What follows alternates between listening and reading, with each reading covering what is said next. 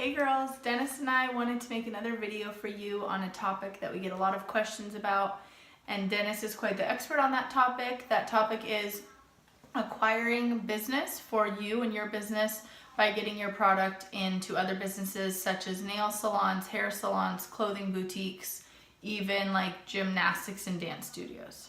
Not quite the expert, but yeah, it's what I do on the daily is acquiring new businesses. And so how do we apply this to you guys? We wanted to break it down, try to make it not so scary. And I think the biggest thing is understanding that these businesses want you and they're looking for you, and how to acquire them. How do we look them up? How do we know what a target is?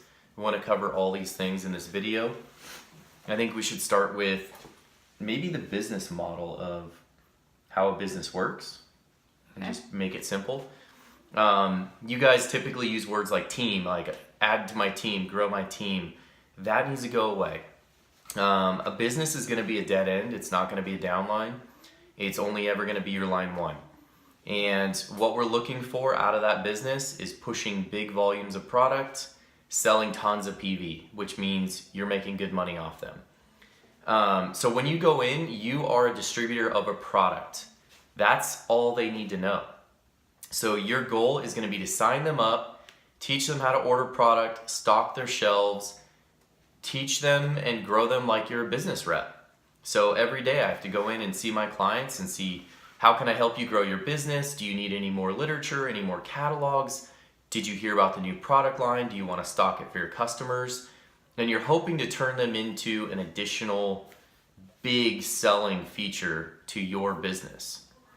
And you're not asking a favor. The businesses are in business to turn margins and sell product. So we're looking to just gain some shelf space from them, put LipSense out, put other beauty lines out, whatever else they want to carry. And we want to get them a bigger percentage, because 10% is pretty norm in sales. You guys have a lot of percentage points to make off of these products. So let's go into what we did, how we searched up our area.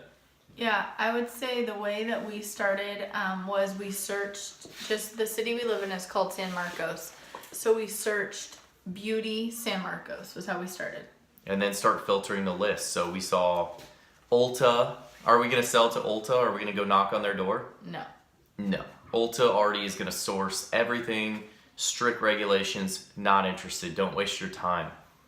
But all the small ones, like we saw like Angelino's and Francisco's Nails and Sleek Hair Nails, even some of the smaller beauty supply stores, different smaller hair salons like Gloria's Beauty Salon, and on that opposite end you can do beauty, you can do nail salons, San Marcos, you could even do clothing boutiques. San Marcos, or the name of your city, to find smaller boutiques that carry things like clothes, jewelry, and makeup type things. Just run it through the common sense filters. If you go to a massage place, are you looking to try on lipstick or buy it there? No. Probably not. We would filter those out. There might be a few examples out there, but you know, when you go get a cheap haircut at what are those places? Great Clips, or you know, are you going to run into LipSense products at Great Clips? Probably not the right demographic if someone's getting paying $6 for a haircut. Yeah. Cheap haircut, $50 lipstick. Probably not going to go over. And start paying attention on social media too. A place that I've been seeing in a bunch of Instagram people I follow is like, you know, eyelash extensions are all the rage right now. Brows. A bunch of lash and microblading brow places have been carrying different makeup lines. So that's another place too. Search lash extensions in the city that you live in and see if that's, you know, those are the type of places you can get in. So that's what we say to do first. Google with your city these different things and make yourself a list. Find your targets. Yeah, and once you have that list of targets, then you're going to want to move on with some preliminary questions. Totally. So a lot of people want to know what's next. How do I go into a salon? How do I acquire the salon?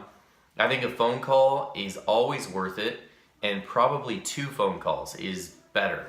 So the first phone call, I'll tell you right now, every business has a gatekeeper secretary, and they're designed to shut sales down.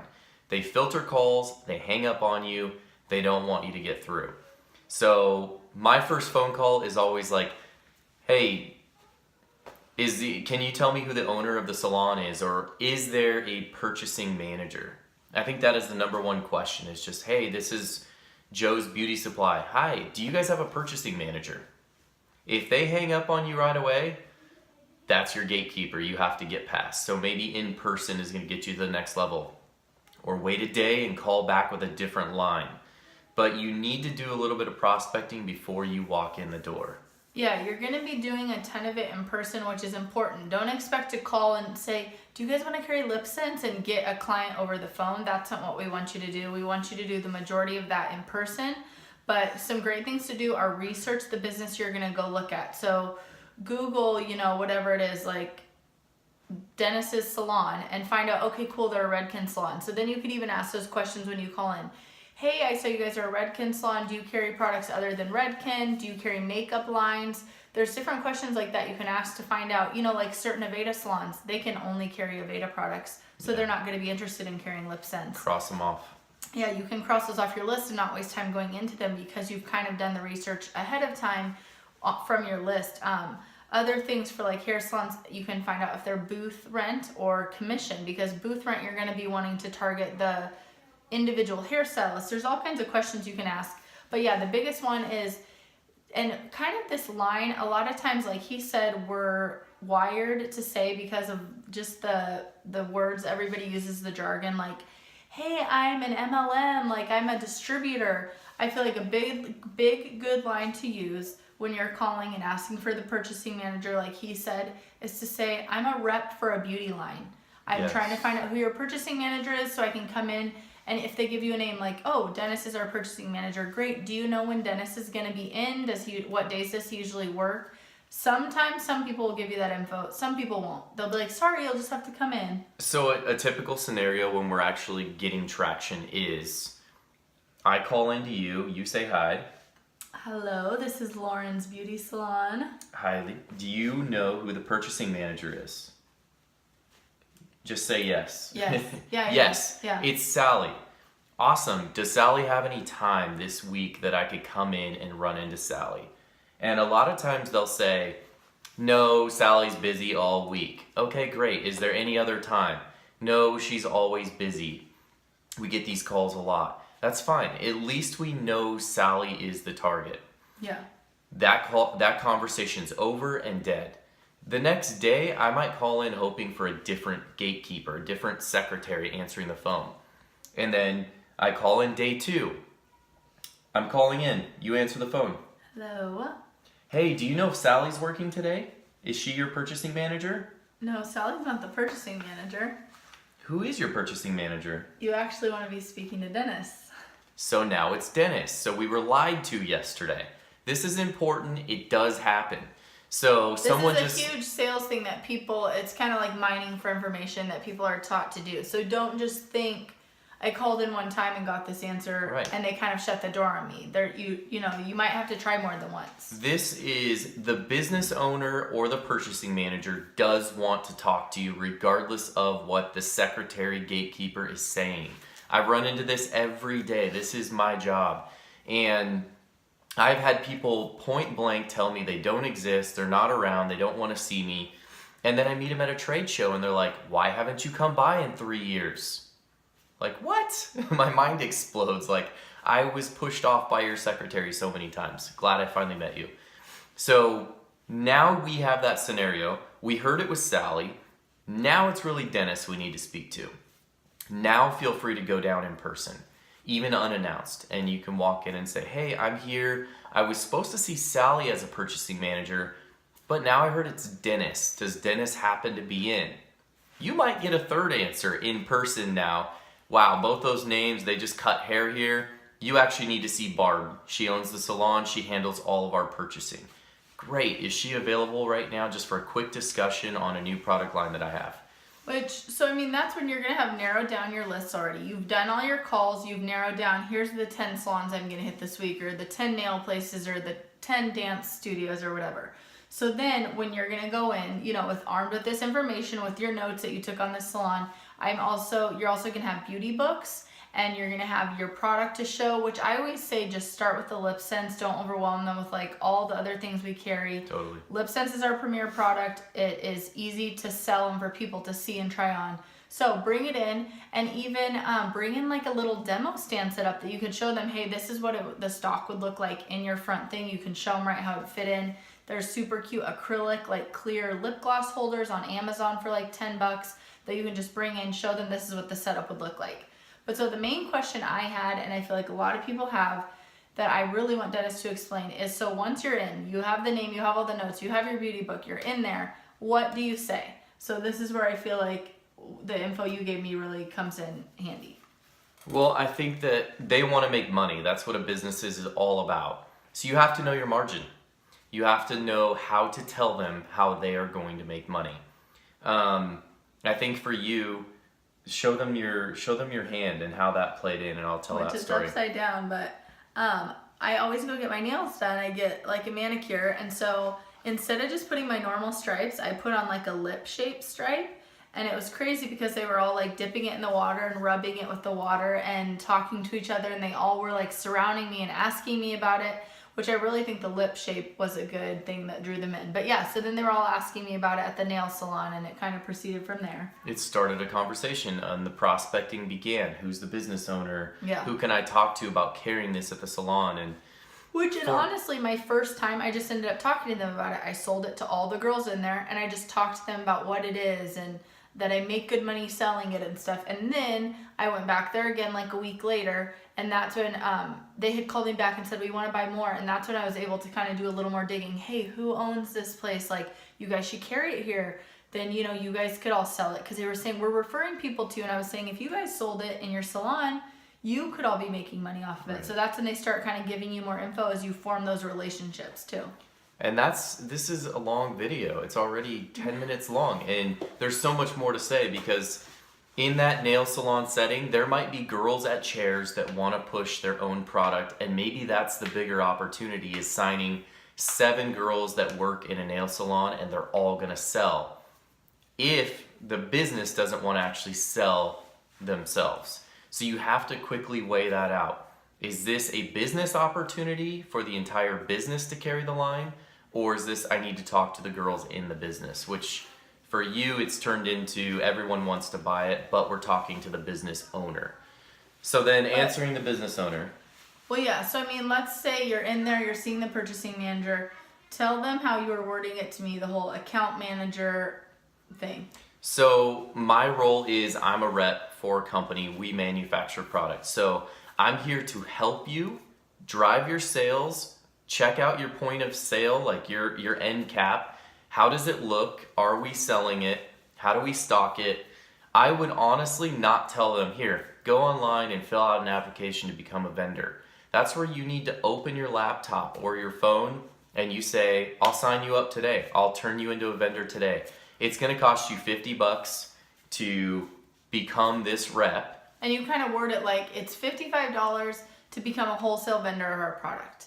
Once you've signed up for the $55, I'll be your account manager. And kind of set it up, especially once you have a bunch of them. Hey, on the 4th Friday of every month is Dennis's Salon's Day. I'll be in every 4th Friday, help you make your orders, tell you what colors you need, tell you, restock your glosses, help you with anything you need. You don't even have to worry about ordering, because that's the big thing with business owners and salon owners. They don't have time to I have to look for things that are in stock and decide what to order. Yeah.